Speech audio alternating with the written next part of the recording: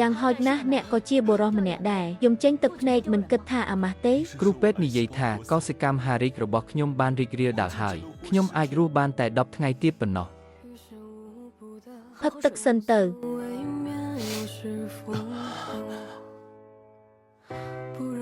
ស្ថានភាពឪពុករបស់ខ្ញុំក៏ប្រហែលនឹងអ្នកដែរខ្ញុំមិនអាចស្រមៃបានទេថាបើគ្មានគាត់ខ្ញុំនឹងរស់នៅបែបណា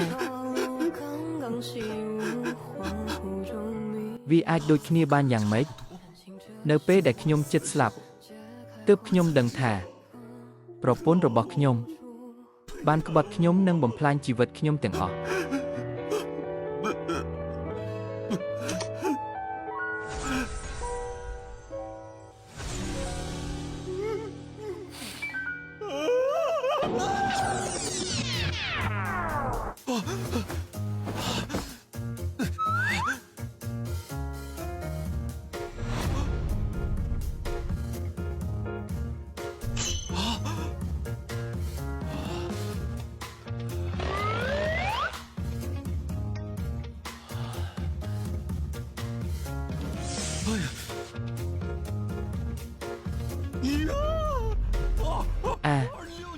ខែធ្នូឆ្នាំ2016ខ្ញុំមិនមែនជា